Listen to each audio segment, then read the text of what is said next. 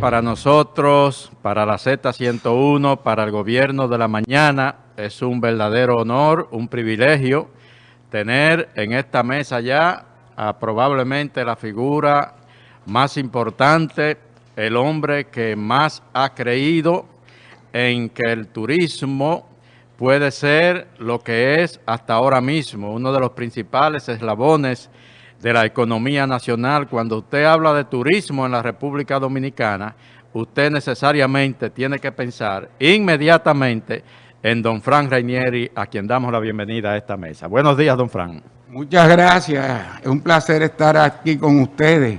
A mí lo que me ocurre es que yo soy el más viejo ya en la industria y eso es lo que pasa y por eso es que la gente tiene ese tipo de consideraciones. Pero definitivamente para nosotros un placer tenerlos a ustedes aquí compartiendo en este momento. Y la gente se asusta y dice, pero este es el momento más bajo de la industria turística. Y yo, no es el más bajo. Pero es un momento, don Fran, sumamente importante porque Punta Cana arriba a sus 50 años. Correcto. Su 50 aniversario.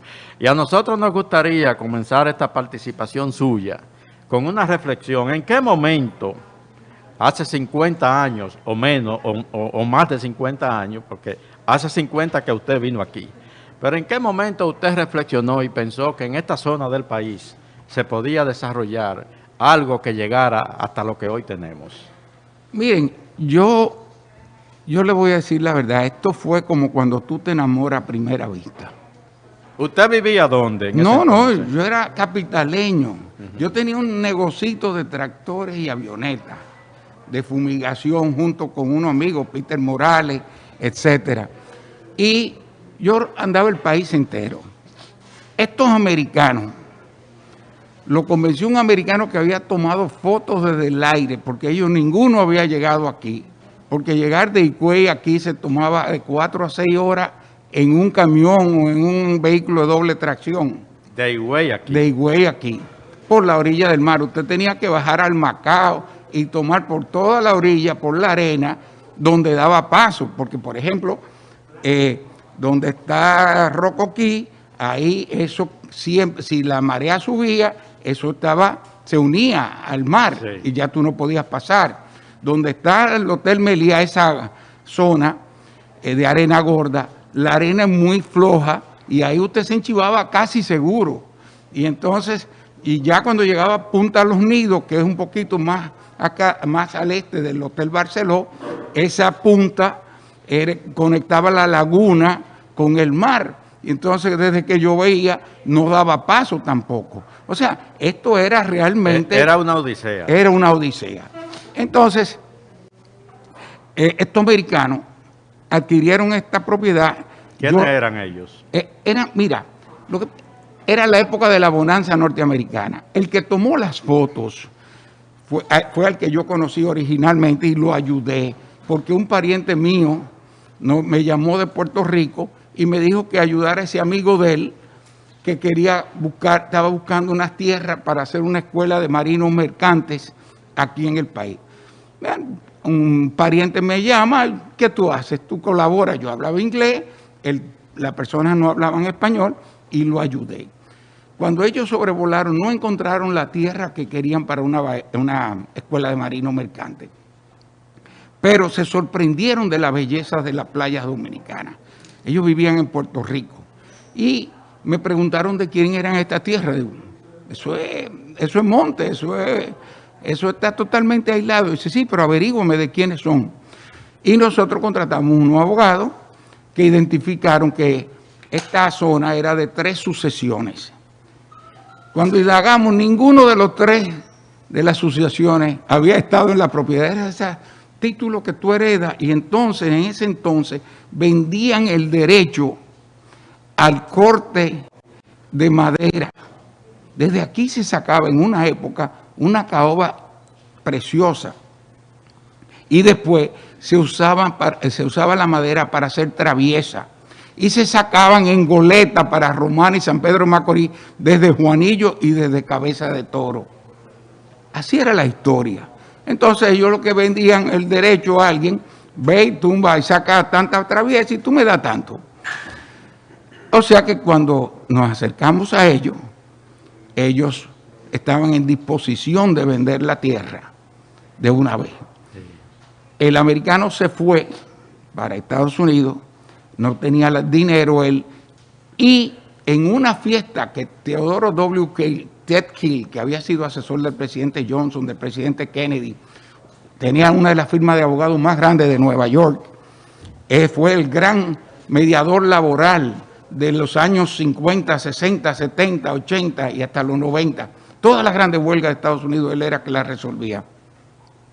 Estaba dando esa fiesta, y claro, una fiesta, al final casi de la fiesta, ya con un poco de vino en el estómago, la persona sacó la foto y dijo, están vendiendo esta propiedad en República Dominicana, son 15,000 acres, eran 62 millones de metros cuadrados, por solamente $250,000. Y les dijo, vamos a comprarla. Y le dice a todos los que están ahí, vamos a poner $20,000 cada uno y que la compre. Yo aseguro, y así lo tengo escrito en el libro, que el 90% de ellos no sabían dónde quedaba República Dominicana. Porque en ese entonces todavía República Dominicana era desconocido, no es como hoy que tenemos otro mundo. Sí. Estamos hablando del año 1969, noviembre del 69. Y le dan $500,000, le dice, ve, cómprala y mira a ver lo que se hace. El americano regresa y me dice, vamos a comprar la tierra. Y yo le dije, ¿el qué? Sí, vamos a comprarla. Y compran la tierra. $250,000. $250,000 por 62 millones de metros. Ellos creían que habían hecho la gran compra y lo que vendieron consideraban que habían hecho el gran negocio. La gran venta. O sea que ahí no hubo perdedor. El perdedor fue el tiempo que nos tomó a nosotros poder lograr desarrollar esto. Y entonces el americano me dice, yo quiero que tú trabajes con nosotros ahora como asesor. Digo yo, ¿como asesor? Sí, yo te voy a pagar $100 a la semana. Yo ganaba 250 pesos mensuales y el tipo me ofrece $100 a la semana. Y yo le digo, bueno, en ese momento yo tenía mi novia que nos queríamos casar y yo le dije a mi novia, ya no podemos casar, ya yo soy un hombre rico. En el año 69... Oye, siendo Balaguer ganaba 800 pesos mensuales como presidente de la República, yo soy un rico. Y se compra la tierra, nombran al americano presidente y administrador. Pasan 8 meses y el americano no hace nada porque no podía venir en vehículo. En la Fuerza Aérea habían 2 helicópteros, el del presidente Balaguer y el de la escolta. Yo logré con Alfredito Invermagreo, que era jefe de operaciones de la Fuerza Aérea, que nos alquilaran el de la escolta para venir de vez en cuando, pero el de la escolta era de 4 personas. Y si tú lo llenabas de combustible no podías volar con 4 personas. Y para venir aquí y volver no daba. Entonces había que mandar un tanque de combustible a una pistica que había de tierra en Higüey. Entonces cuando veníamos por acá, aterrizamos en Higüey, echar con un malacate, llenar el tanque de combustible del helicóptero para llegar hasta aquí y después al regreso también. Pero el americano, para mí era un viejo en ese entonces, tenía 50 y pico de años, pesaba 260 libras y cuando aterrizamos aquí, los mosquitos se lo comieron. Eso era filete. No, esos mosquitos no habían eso, no, eso no. Se dieron banquete. Se dieron banquete. Y entonces, naturalmente, el americano lo que me pidió fue que lo hiciese socio del Country Club, del Club Náutico. Trajo un yate de 68 pies de largo, que en ese entonces era el velero más grande que había en República Dominicana. Y comenzó a disfrutar. Vivía en el Hotel Embajador, tenía una suite alquilada, en ese entonces era el hotel. Yo, sin embargo, había sufrido una tragedia. Mi novia había fallecido en un accidente de aviación cuando iba a comprar su vestido de novia. Y eso a mí me quitó el deseo de seguir trabajando en lo que yo estaba. Porque ella había sido parte importante, me había colaborado siempre conmigo en ese pequeño negocio. Al surgir esto, yo decido comenzar a venir aquí.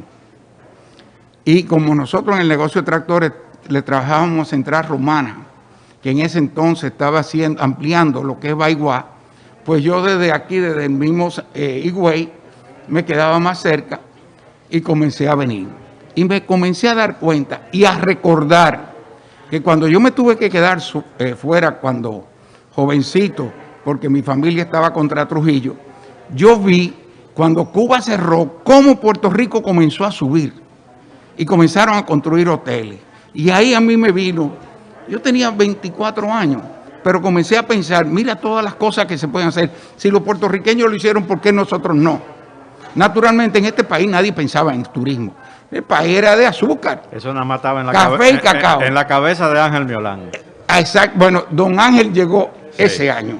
Ese año. Después que nosotros comenzamos, llegó don Ángel Miolán, que fue el primero que realmente creyó que República Dominicana podía lanzarse en el turismo. Y ahí yo estuve viendo y teniendo ideas. ¿Qué pasa? Cuando llega junio del 70, los americanos allá le dicen, ven, dame un informe que tú has hecho, que tú vas a hacer. Pero el tipo había venido 2 veces. Yo había venido 4 o 5 veces. Y ya yo tenía una idea, porque recordaba un artículo que yo había leído en la revista Life en español, tiempo atrás, sobre una película, un hotel que estaban construyendo en una villa pesquera de México, del Pacífico, para filmar, para tener ahí todo el personal que iba a trabajar en esa película. La película La Noche de la Iguana con Richard Burton. La villa era Puerto Vallarta. Y decía el artículo que después de esa película y ese hotel, eso se iba a convertir en un destino turístico. A los 24 años uno es soñador y yo dije, eso es lo que hay que hacer allá. Si ellos lo están haciendo, vamos a hacerlo nosotros. Y yo no le dije a los americanos de donde yo había sacado la idea. Pero cuando estamos en la reunión en Nueva York, él me invitó a que lo acompañara. Le comienzan a hacer preguntas y él no tiene contesta. Yo comienzo a contestar. La osadía de la edad, porque eso solamente lo haces tú cuando... hoy yo no me hubiese atrevido a interrumpir a un jefe para yo dar contesta. Pero a esa edad tú eres un insolente. Y yo comienzo a darle idea. Y me preguntan, al final de la reunión, cuando vamos saliendo, Ted Kill me detiene. Debo decirte, esa reunión fue en 280 Park Avenue, frente al Waldo Factoria, en la oficina de Ted Kill. Y ahí estaban todos los socios que eran las grandes personalidades que controlaban Nueva York. Ahí estaban los que construyeron los Tishman, que eran socios originales, que construyeron la Torre Gemela y el edificio de la compañía de seguros en Chicago, los edificios más altos de Estados Unidos en ese entonces. Estaba el decano de la Universidad de Harvard, John Dunlap. Eran personalidades del mundo. Y yo, un muchachito de 24, y ahí estaba usted. Ahí estaba, de 24 años. Yo digo que el hombre también tiene que saberse labrar y tiene que ser responsable y osado en sus cosas. No trate de irte más allá de lo que tú puedes, pero tampoco te detengas cuando tú puedes. Y entonces, Ted me agarró y me dijo, ¿cómo yo te contacto? Yo saqué mi tarjetica de Agritech, que era la compañía de tractorcitos y avionetas, le digo aquí. Efectivamente, a los pocos días me llamó y me dijo que me invitaba a pasar el fin de semana del 4 de julio, la fiesta norteamericana, el fin de semana largo, en San Tomás, que él tenía una casa. Yo estaba chivo o bronco, como querramos llamarle, porque tampoco yo sabía quiénes eran. Yo veía, digo, esta gente son muy poderosa, pero uno, muchacho dominicano, uno tiene que cuidar su imagen. Y yo en eso he sido muy cuidadoso toda la vida.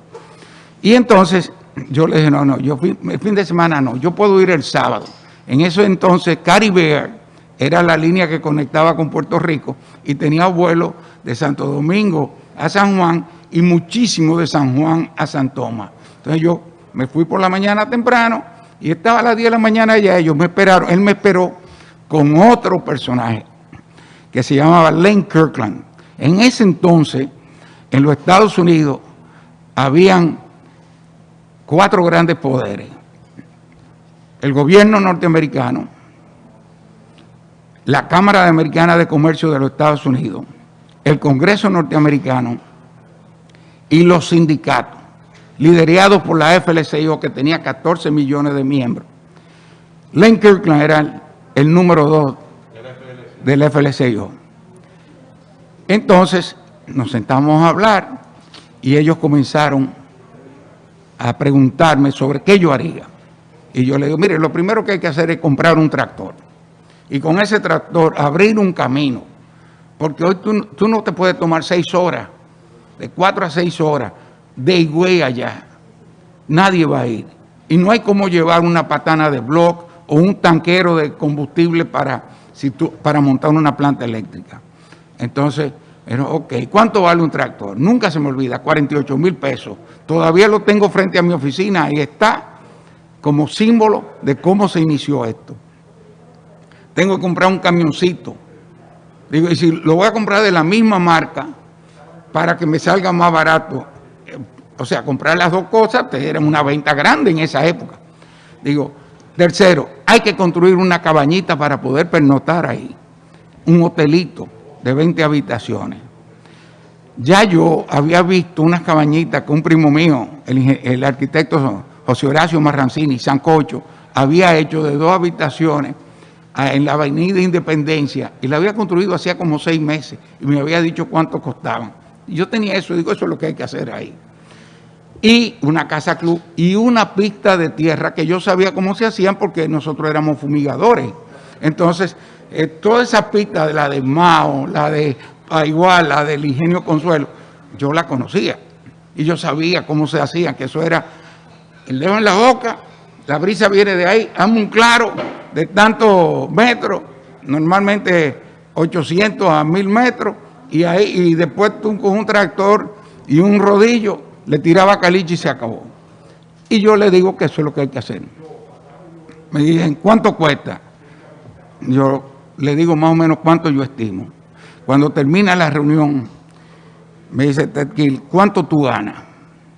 Y fue la única vez en todos nuestros años, 40 años de sociedad hasta que él falleció, y todavía sigue su familia, que yo le mentí a Ted Gill. Yo le dije que yo ganaba $800 mensuales. Señores, piensen, $800 en el año 70 en República Dominicana. Nada más ganaban, como decía don Juan, los tutumpotes. Eso no lo gané. Y yo era un muchacho de 24 años. ¿Ok? Y él me dijo, ok, yo quiero que tú vengas a trabajar con nosotros para hacer eso. Y te voy a pagar $1,200 mensuales. La pierna a mí me hicieron ya ustedes saben. Pero tenía que mantener. Sin embargo, yo digo que yo tuve la dicha de tener unos padres muy especiales. Mi papá, un hombre honorable, que lo único que trató de hacer el bien y nunca pasó factura para nada. Para nada. Hizo muchas cosas que ni siquiera mientras estuvo vivo quiso que se supiese como fue esconder a Antonio Inver Barrera cuando el 30 de mayo. Mi mamá, una mujer que era un lince pensando económicamente. Y mi mamá siempre nos decía 2 cosas, y las 2 han resultado ser ciertas. Nunca trabajes para otro. Pide ser socio en lo que tú vayas a hacer. Y lo segundo que me decía, hay que ahorrar en la vaca gorda porque las vacas flacas llegan siempre. Y efectivamente, yo le dije, no, gracias. Yo no puedo. Me dice, pero yo te estoy ofreciendo el 50% más de lo que tú ganas. Él no sabía que yo lo que ganaba era 250. Y yo sí, pero yo siempre dije que nunca trabajaría para nadie si yo no era socio. Entonces él me dice, te vendo acciones. Digo, yo tengo 24 años, ¿de dónde voy a comprar yo acciones? ¿Con qué? Me dice, tu familia. Digo, mi familia es una cosa y yo soy otra. Y Ted, que era un hombre brillante, me dice, vamos a hacer lo siguiente. Yo te voy a pagar $1,000 mensuales, que es un 20% más de lo que tú ganas. Y te voy a dar $200 en acciones todos los meses. Y si tú haces lo que tú dices en el tiempo y en el presupuesto, después de 2 años, ya yo no te descuento más y tú tienes lo mismo que tenemos cada uno de nosotros, el 5% de las acciones. Wow. Nos dimos la mano y así comenzó la historia de Punta Cana. O sea que en la vida, esto se lo he contado en universidades y eso, porque a veces no nos damos cuenta de que tenemos muchas oportunidades, pero no las vemos. Están ahí y no las vemos. Esa es un verdadero emprendedor, porque lo que usted ha narrado aquí, de lo que tuvo que hacer desde aquel momento, hace ya más de 50 años, para poder tener hoy lo que tenemos aquí en la región este del país, con lo que es el complejo Punta Cana y todo lo que compone, de verdad, este importante proyecto. Usted ahí demostró que tenía esa fuerza, ese emprendimiento para echar hacia adelante cuando nada se veía, porque ahora todo está hecho, pero en aquel momento era un sueño, como usted dijo. Discúlpeme, don Fran, vamos a dar la bienvenida a don Bienvenido Rodríguez. Bienvenido, Bienvenido. Presidente de la Z101, bienvenido aquí a Punta Cana. Mi hijo, Bienchi Rodríguez, que está por aquí, viene con nosotros en los próximos minutos y que estará colocándose en esta mesa. ¿Cómo te sientes? Bienvenido. ¿Qué te ha parecido? ¿Cómo va el programa? bueno, un aeropuerto que no tiene nada que envidiarle, mejor que de la capital. Increíble, así que... Precioso todo esto. Bello, precioso. Bueno, vamos a continuar, pero vamos a hacer algo. Tenemos mejor, unos mensajes comerciales. El mejor comentario que se ha hecho aquí hoy. ¡Llévatelo, mundo!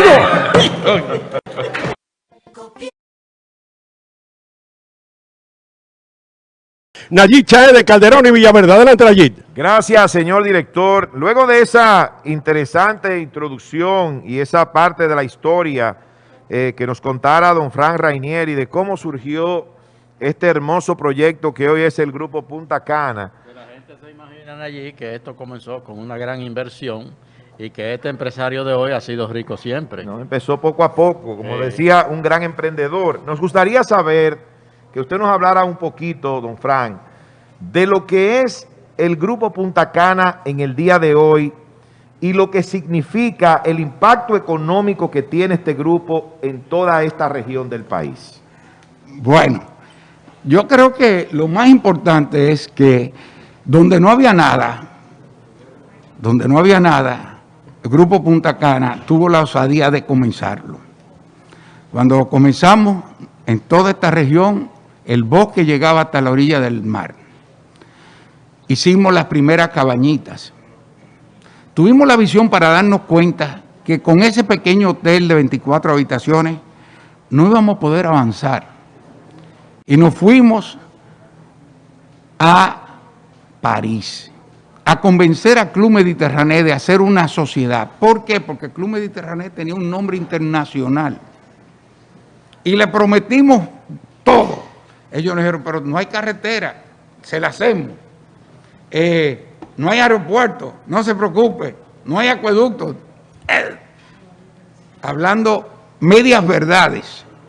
Gracias a Dios, el director de turismo en ese entonces, mi gran amigo Peter Morales, era también un osado, era una persona que vamos a buscar la forma de resolver esto. Y convencimos al Club Mediterráneo. La última cosa que nos dijeron fue, no tenemos, ustedes tienen que buscar el dinero para construirlo.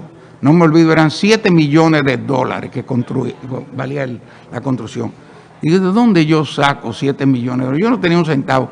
Ya los socios ya habían pasado 4 años, 5 años, las cabañitas no daban beneficio, los socios se iban desesperando, comenzaron a ofrecerle a Ted venderle las acciones. Ted Keel se sentía obligado a comprársela porque él fue que lo motivó. O sea, comenzaba yo a no cobrar el dinerazo que me iba a ganar. De pronto ya no lo podía cobrar porque no había dinero. Entonces, ¿qué pasó?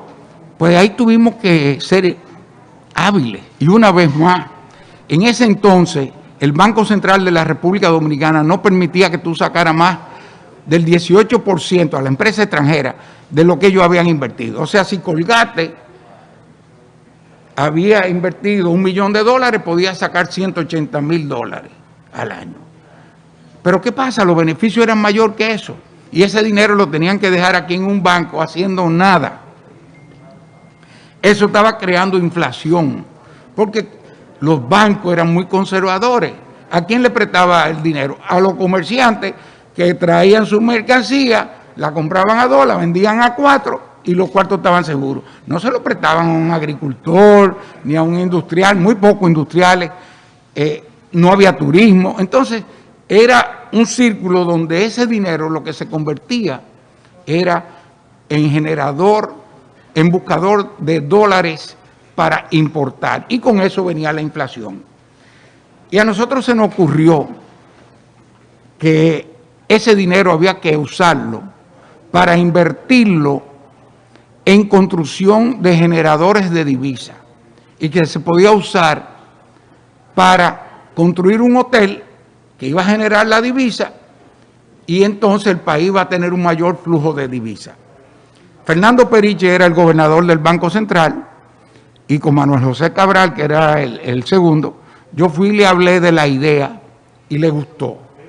Pero Fernando Periche no era de un miembro del gobierno de Balaguer, llegó ahí circunstancialmente. Estamos en los años 70. 70, el 77. Y Fernando Periche me dice, bueno, Frank, a mí me gusta la idea porque eliminamos todos esos fondos, esas compañías cogen sus dólares, pero el país se queda generando dólares. ¿Ya existía Infratur? No. A mí Infratur nunca nos prestó nada porque Infratur se dedicó a Puerto Plata y Santo Domingo.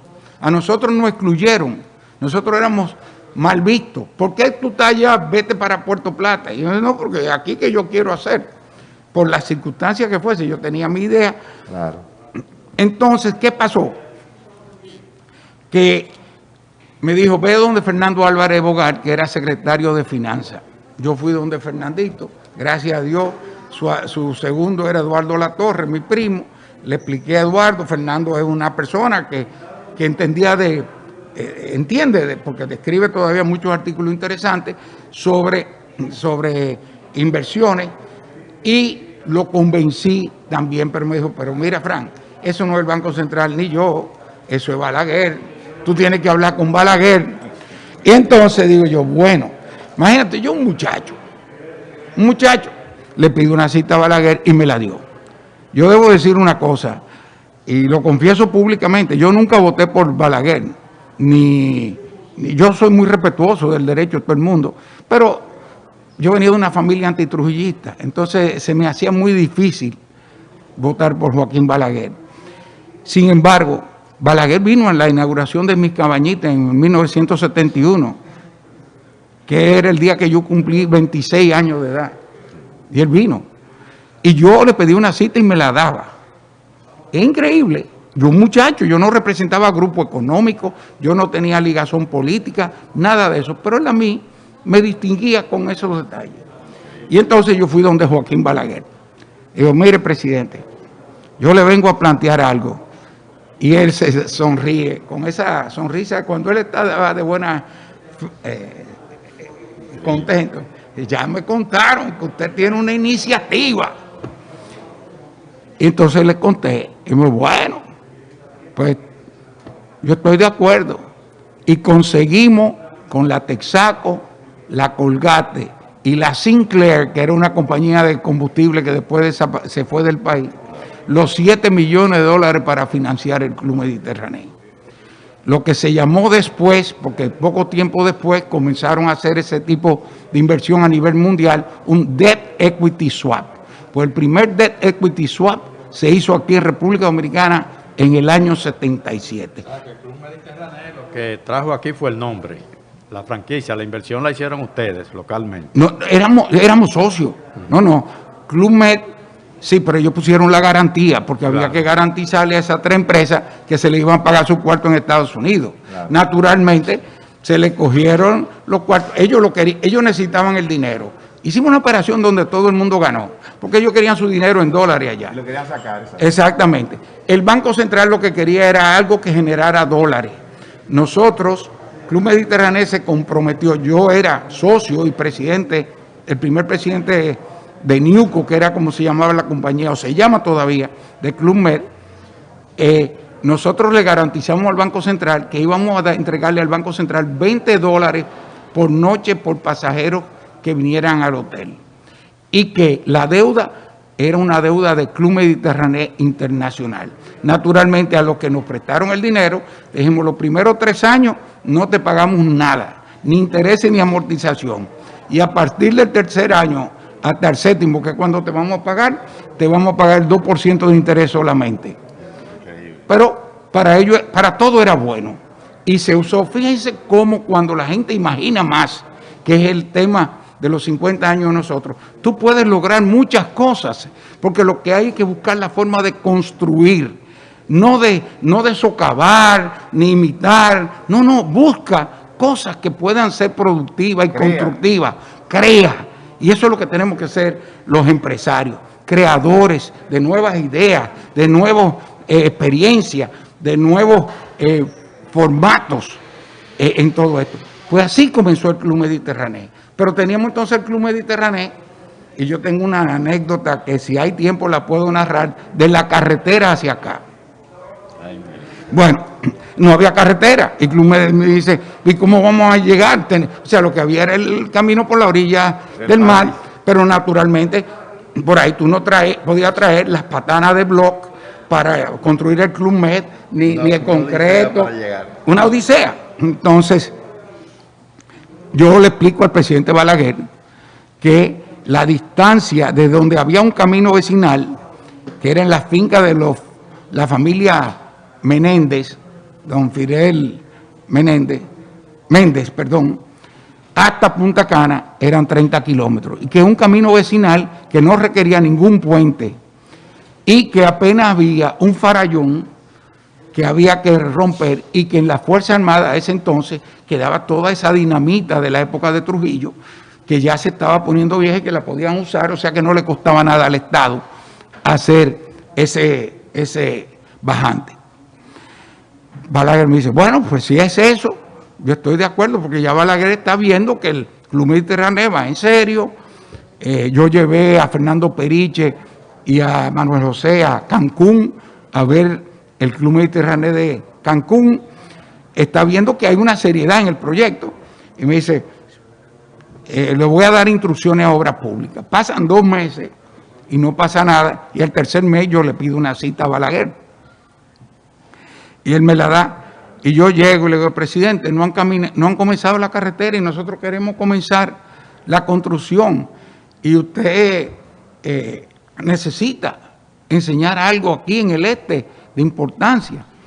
Y entonces me dice, amigo Rainieri, es que eso cuesta 2 millones de pesos, son 86 kilómetros. Digo, presidente, eso no es verdad, eso también nada más lo hace un muchacho joven, sin experiencia. Yo, no, presidente, eso no es verdad. Decirle que no es verdad a Joaquín Balaguer, señores, porque hay que ponerse en el tiempo, lo más mayorcito. Los dos generales parados atrás. Exactamente. Y le digo yo, eso no es verdad, presidente, porque yo lo he hecho en mulo 3 veces, y yo salgo a las 3 de la mañana de Punta Cana, y yo llego a las 11 de la mañana a donde está el transporte. Y Balaguer se echó a patar y me dijo, ¿y usted lo ha hecho en mulo? Digo, sí, presidente, 3 veces, porque yo no le voy a hablar a usted mentira. Hizo así. Él tenía un timbre abajo del escritorio, tocó el timbre, ¡ring! Se asoma Pérez Bello. El secretario de Obras Públicas está ahí. Y yo veo que se para, como hacía él, que se paraba y ponía los deditos así. Dice, sí. No, ya me siento. Se emocionó. Sí. Y viene y dice, dígale que entre. Imagínense, señores, yo tenía 29 años. Yo no me decía, ay, Dios mío, ¿qué busco yo aquí? Cuando entra el secretario de Obras Públicas, no era un ministro, era un secretario, le dice, ¿quién le dijo a usted que son 86 kilómetros? El amigo Rainieri, porque él me decía siempre el amigo Rainieri. El amigo Rainieri sale a las 3 de la mañana en un mulo y a las 11 está donde está el transporte. Y yo monté muchos mulos en Navarrete y sé que ningún mulo puede andar 86 kilómetros en ese tiempo.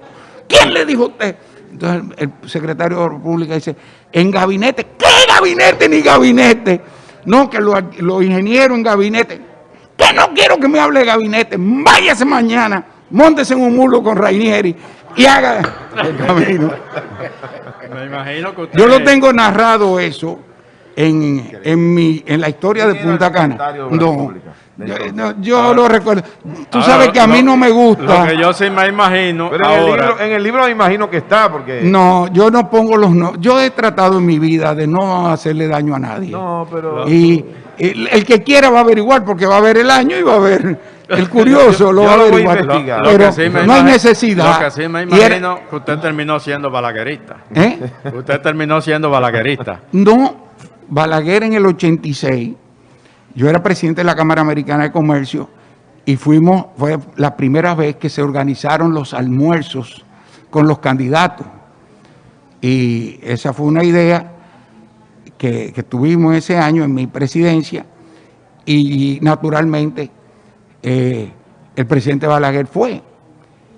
Y conversamos muchísimo.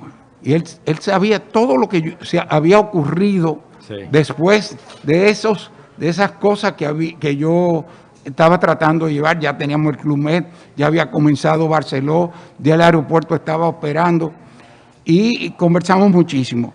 Y después, posteriormente, cuando él ganó, él me llamó y me pidió que aceptara el Ministerio de Turismo. Yo le dije que yo no quería un conflicto de intereses. Y entonces me dijo, pero usted vive escribiendo y diciendo que la falta de honestidad de los funcionarios, etcétera. Y yo le dije, sí, presidente, pero si yo acepto ese cargo y Punta Cana crece como yo creo que va a crecer, van a decir que fue porque yo era ministro y hice lo que yo quise. Y yo no quiero que se empañe en mí. Entonces, dígame de un hombre honesto para esa posición. Fue el 86 que él vino con un gobierno totalmente diferente al de los 12 años. Y yo digo, bueno, presidente, déjeme pensarlo. Al otro día me manda, ese día yo le dije, déjeme pensarlo, presidente, porque vi que él me estaba presionando. Yo pensé que se iba a olvidar. Al otro día me mandó a buscar de nuevo. Y entonces me volvió a decir, dígame, ¿ya lo ha pensado? Y yo, no, presidente, no puedo. Y le expliqué. Entonces ahí fue cuando me preguntó de un hombre honesto, que sé yo cuánto. Entonces yo le di 3 nombres. Y ahí le mencioné a mi hermano, Fernando, que en paz descanse. Y entonces me dice, los otros 2 ni lo pensó. ¿Su hermano aceptaría? Digo, yo no sé, presidente, yo tengo que preguntarle. Y cuando yo fui esa tarde a donde mi hermano, yo le dije, óyeme una cosa. Dicen que a Joaquín Balaguer no se le dice que no. Ya yo le dije que no. Si tú también le dices que no, yo creo que nos vamos a tener que ir el 16 de agosto del país. Y entonces mi hermano fue el que sí tuvo, yo tuve siempre una relación de mucho respeto y aprecio. Y a pesar de que, por ejemplo, habían cosas que a mí me sorprendían mucho. Yo era muy amigo de Orlando Martínez y él era parte de mi grupo de los jueves que todavía existe, que fundé en 1971 y que anoche teníamos reunión por Zoom. Y en muchas ocasiones me daban la cita el día del aniversario de la fecha de la muerte de Orlando. Y yo decía, no sé si con mala fe o buena fe, pero eran las cosas, porque el presidente Balaguer, había que entenderlo, era un hombre de simbolismos. Él marcaba... era un hombre de otra época, de otra generación. Esto no se podría ver hoy. Bueno, pero lo importante es que se construyó el Club Mediterráneo y entonces lo que no teníamos era el aeropuerto. El presidente Balaguer no había dado una autorización, pero increíblemente en el gobierno del presidente Guzmán se paralizó. Y el presidente Salvador Jorge Blanco, el día 3 de julio, precisamente la noche que se suicidó don Antonio, estaba en la región y vino a almorzar con nosotros en el Club Med. Y me hizo la pregunta, Frank, ¿qué es lo que pasa con el aeropuerto? Digo, presidente, me lo tienen parado. Dice, ¿pero qué tiene que poner el gobierno? Digo, nada. Dice, ¿pero cómo que nada? Digo, no, nada. Nosotros ponemos todo el dinero y lo construimos y lo operamos. Y si se pierde dinero, perdemos nosotros. Ya era presidente electo, Salvador. Ya era presidente electo, no había tomado posesión. Y entonces me dice, ¿y los ingresos del Estado? Digo, son los ingresos del Estado. Lo mismo que cobra en las Américas, lo va a cobrar aquí. Y dice, entonces esto va a costar más. Digo, presidente, lo que estamos poniendo como tarifa, que fue $20, Hoy, transportar a un turista desde la América, ida y vuelta, cuesta $27. Nosotros, porque fue una sociedad Club Med, y nosotros no vamos a ahorrar $7. Y lo mismo le va a pasar al que construye aquí. Le va a salir más barato traerlo aquí directo y economizarse esos $7. Dice, yo te voy a autorizar desde que tome posesión. Y efectivamente, en noviembre nos autorizó la construcción, nombró una comisión de 5 personas y en noviembre se comenzó la construcción del 82 y abrimos el 17 de diciembre de 1983. Y él vino a esa inauguración. ¿Eh? Él vino a esa inauguración. No, No. porque le metieron entre la cabeza de que eso lo que era una rancheta. Porque eso es el problema de nuestros países, que la gente, hay mucha gente buena, pero hay mucha gente que la envidia y los celos los mata. Y le metieron entre la cabeza que eso era una rancheta. No podían ver más allá. Claro, hicimos una terminal que fue única y para aquel momento era lo más atractivo que teníamos. Nosotros en un momento hicimos la encuesta y el 80% de los pasajeros que llegaban se detenían a tomar la foto de la terminal de Cana. Era único. Punta Cana. Punta Cana es el nombre. No copiemos a Miami, no copiemos a Nueva York, dejen eso allá. Nosotros somos República Dominicana, nosotros somos un destino. Fíjense que todavía tratamos de mantener la Cana en muchos lugares, a pesar de todo esto, pero tenemos que mantener el sabor dominicano. Si nosotros no comprendemos que tenemos que mantener nuestros valores, nuestro sabor, nuestra imagen, estamos perdidos, estamos haciendo lo mismo que los demás. Ahí de nuevo hay que ser empresario, hay que ser creativo, hay que pensar en todas esas cosas que podemos hacer diferentes a los que otros hacen. Pero se hizo el viaje en burro con el... Sí. Bueno, el ministro no vino, el ministro le subió la presión. Yo ese día, cuando yo salí, eran las 12 del día, y yo dije, bueno, a mí me van a crucificar, y cogí para donde tío Antonio Inver. Yo déjame ir donde... El hombre no vino. Y tío Antonio me dijo, cuando yo le cuento, él me ve nervioso, y me dice, Franquito, ¿y qué te pasa? Y yo le cuento. Me dice, mira, Fran, ahora es que ninguno se va a atrever a meterse contigo, porque él le echó un boche a un ministro por ti.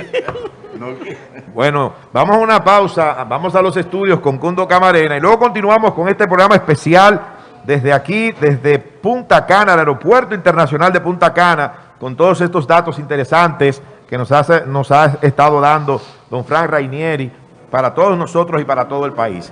Llévatelo, Cundo. Adelante, Felipe. Gracias, señor director. Continuamos con esta entrevista interesantísima, la historia completa de Punta Cana, narrada por un testigo principal, un hacedor de sueños, un constructor de sueños, don Frank Rainieri.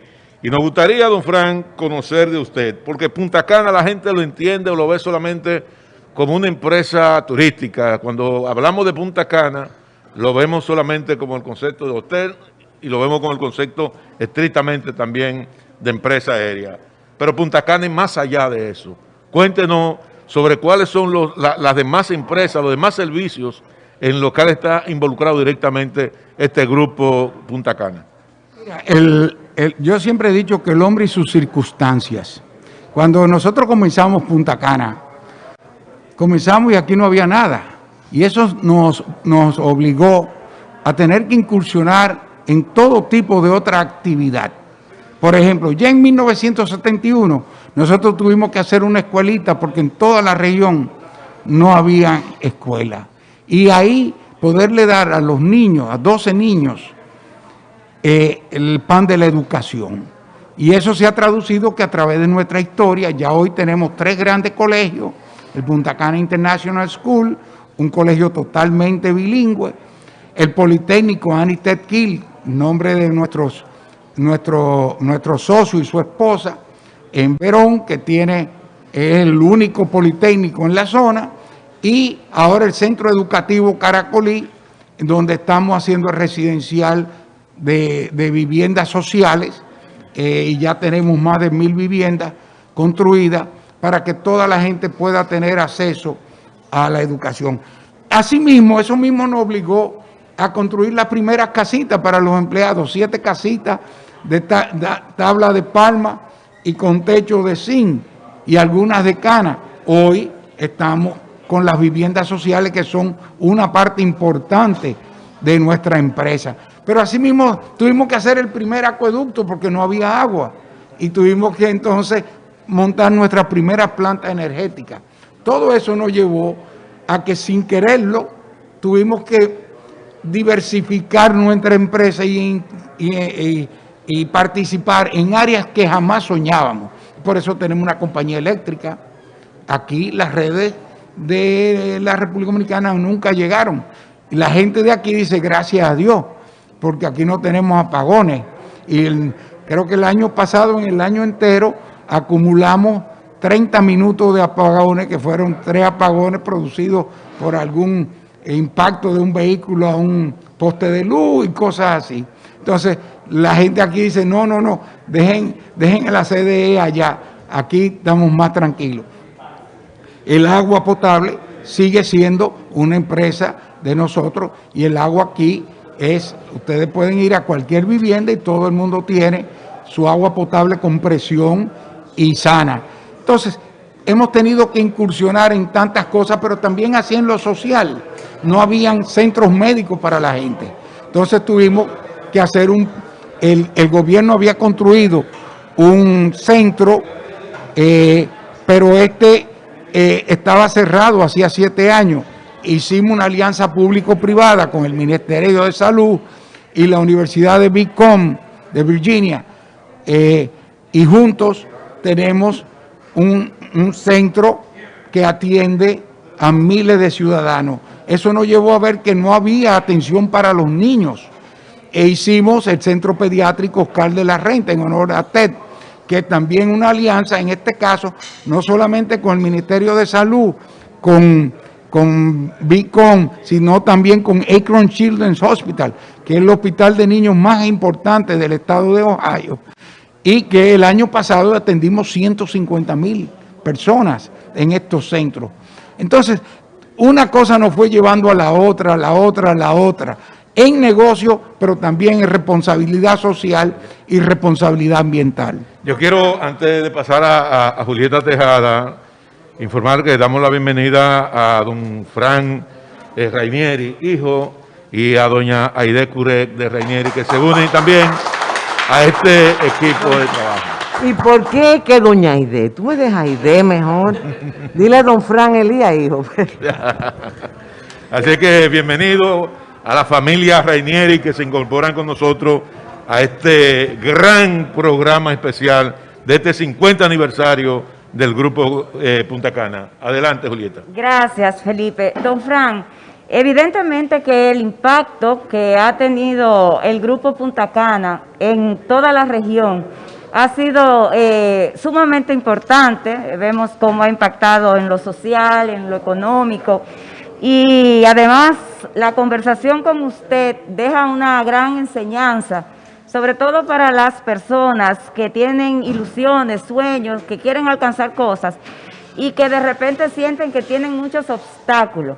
Entonces, usted hablaba de construir, de persistir, pero usted hablaba también de algo muy importante, y es el de no hacer daño, es decir, el de concentrarse en sus proyectos, tratando siempre de que estos tengan un fin positivo, no solamente para usted o para sus socios, sino para todos. Eso es muy importante. A mí me parece que en estos tiempos esos mensajes necesitan ser multiplicados. Pero quiero también resaltar el hecho de que aquí está su familia, y en diversas ocasiones lo he oído decir, lo importante que es su familia para usted. Y me gustaría que en sus propias palabras, en el día de hoy, para todo nuestro público y el país que nos escucha, usted nos pueda decir cómo usted ha podido equilibrar en la parte del hombre empresarial, la familia, cómo ha sido, qué papel ha jugado la familia en todos estos proyectos. Mira, para mí, cuando la gente me habla del éxito, yo siempre digo que mi mayor éxito ha sido mi familia.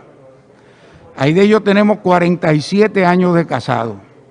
Aide tenía 19 años y venía de ser reina de belleza cuando nosotros nos casamos. El cuido que yo le doy, eso es, porque también tengo que, si le doy dolores de cabeza estuviera maltratada, pero con el cuido que yo le doy se mantiene como se mantiene. No, de verdad. Entonces, fíjate que desde el primer día, cuando nosotros comenzamos a salir, Aide comprendió, y yo se lo dije, yo le dije a ella cuando nos casamos y salimos a la boda que tenía que confesarle algo. Y yo le dije que teníamos el carro para el hotel, para Juan Dolio, y yo le dije que yo tenía un amante. Naturalmente no dejé pasar nada más que 5 segundos, porque si no la galleta que me hubiese dado todavía se hubiera estado escuchando. Y le dije que era Punta Cana. Únete, no le enfrentes. Y ella lo comprendió así. Nosotros nos casamos un sábado, era el inicio de Semana Santa, y el lunes vinimos para acá a trabajar. Tuvimos apenas 2 días de luna de miel. Y cuando llegamos aquí, por pura casualidad, llegamos sobre la 1 del día, y el comedorcito del hotelito tenía 20, 30 personas, que era el máximo que tomaba. Y cuando nos desmontamos, yo le solicité a uno de los camareros lo que le llamaban antes una libreta de comanda, que era donde anotaban lo que tú pedías. Y le dije, ayúdalo a coger órdenes que yo voy para la cocina y para el bar. A los 2 días de casado con 19 años y viniendo de reinado de belleza, Aide no lo pensó 2 veces, se integró. Y así es la vida de mis hijos también. Nosotros vivimos momentos muy difíciles. Esta empresa tuvo desde el año 70 hasta el 92 antes de pagar el primer beneficio. Mis socios tuvieron toda la paciencia del mundo. Por eso vendieron muchos de ellos a Ted Kill, que era el que podía comprar. Y nosotros había momentos donde en el hotelito no teníamos dinero para reponer los platos o los vasos rotos. Y venía Semana Santa o Navidad que se iba a llenar y yo tomaba lo de mi casa, los platos, los cubiertos y los vasos de mi casa, y Aide nada más decía, y nos vamos a quedar sin nada. Digo, dejamos 4 para la casa y el resto nos lo llevamos, que hay que atender. Teníamos 2 carros cuando nos casamos. La situación estaba muy difícil. Vendimos el mío y ella en el concurso de mi República Dominicana se había ganado un Nissan Fastback, un Datsun Fastback. Y ese se convirtió en el transporte de los pollos y todos los alimentos que había que traer a Punta Cana por ese camino que se tomaba todas las horas del mundo. Entonces, ha habido una integración y un compromiso y un amor por esto. Mis hijos piensan a sí mismos. Yo no olvido que hace un par de años atrás hubo una persona que nos dijo que por qué no vendíamos Punta Cana. Yo no tuve que contestarlo. Mis 2 hijos que están aquí presentes, Paola no se encontraba, Francesca, que acaba de llegar, y Fran Elías, saltaron y dijeron, vender Punta Cana. No, nosotros no nos podemos ver sin Punta Cana. Nosotros no somos una familia para hacer un negocio y venderlo y ganarnos un dinero. Nosotros tenemos un compromiso con la comunidad, con nuestra gente y con nuestro país. Y ese compromiso se va a mantener, si Dios lo permite, porque ya mis nietos que viven aquí han asumido ese mismo compromiso. A ellos no hay quien le hable de otra cosa que no sea Punta Cana. Ya eso está en su ADN. Ahora yo estoy tratando que alguno de ellos le coja el amor que yo le he tomado a otro lugarcito de República Dominicana que se llama Punta Arenas, en el oeste del país. Porque para ellos Punta Cana es su vida, es donde ellos se han criado y su involucramiento está por encima de cualquier interés económico que pueda haber. Yo soy testigo de la integración de ustedes como familia en lo que es la industria turística. A mí me ha tocado la oportunidad de asistir a algunas ferias internacionales, sobre todo en Europa, y allá me he encontrado siempre a la familia Rainieri, no a Fran, a la familia. A doña Aide incluso la hemos entrevistado para el gobierno de la mañana, desde allá. Y quiero hacerle una pregunta a Fran Elías. El tema de los aeropuertos, Fran, o sea, no es solamente pasajeros, también tiene un alto volumen de carga. Y nos gustaría conocer con más detalle cuáles son los niveles de operatividad que tiene el Aeropuerto Internacional de Punta Cana. Buenos días, Felipe, y a todos los que nos están escuchando a través de este Gobierno de la Mañana, esta Z101. Primero que todo, la verdad es que el ecosistema de un aeropuerto, porque debe ser un llamado ecosistema, no es solamente de pasajeros, de llegadas o salidas, sino se convierte en un ecosistema de carga de todos los sentidos. Hoy día el aeropuerto de Punta Cana, con su conectividad, llegamos a más de 55 destinos en todo el mundo, lo que hace que el país pueda conectarse y poder llegar a esos países que nos quieran visitar. Pero así como llegan los pasajeros, también llega la carga y los productos dominicanos a esos destinos. Hoy día, más de 60 millones de kilos de productos dominicanos salen de República Dominicana y llegan a esos países en menos de 24 horas, que anteriormente le hubiera tomado una semana o 2 semanas en llegar a esos destinos. Y cuando esos productos llegan frescos a las cocinas o los almacenes de alimentos de otros países, pueden saborear nuestros productos.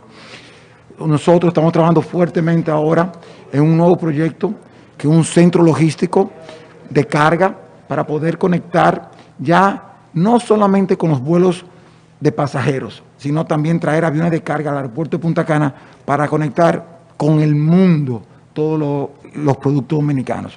Es un proyecto importante que nos hemos asociado a una empresa internacional de renombre para que nos ayude a poder llevar este proyecto desde la conexión del producto hasta la terminación del producto. La idea no es solamente ser un centro logístico, también ser un centro de producción y de terminación de productos. Hoy día, la India es el país de mayor terminación de diamantes, pero es el país que menos diamante produce. Pero todo el diamante se va a la India en bruto y allá es terminado. Y luego es llevado a los diferentes países en el mundo.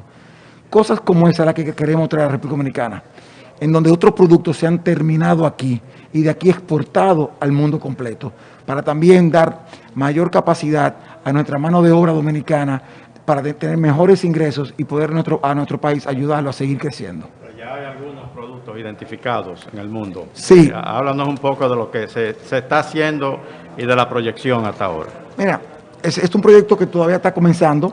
Se está hablando con muchas empresas europeas, fabricantes de carros, para que ellos puedan mandar piezas de vehículos de ellos a Punta Cana y aquí van a ser terminadas y almacenadas y luego serán distribuidas a Sudamérica y a Norteamérica.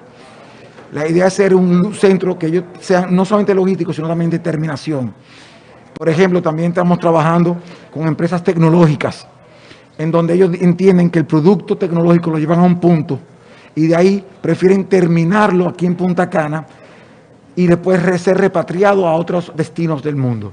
Con esos son los proyectos y los productos que estamos trabajando para hacer ese centro logístico aquí en Punta Cana. Bien, interesantísima toda esta información. Este es el Gobierno de la Mañana desde el Aeropuerto Internacional de Punta Cana en este 50 aniversario del Grupo Punta Cana. Nos vamos a los estudios. Llévatelo, Cundo.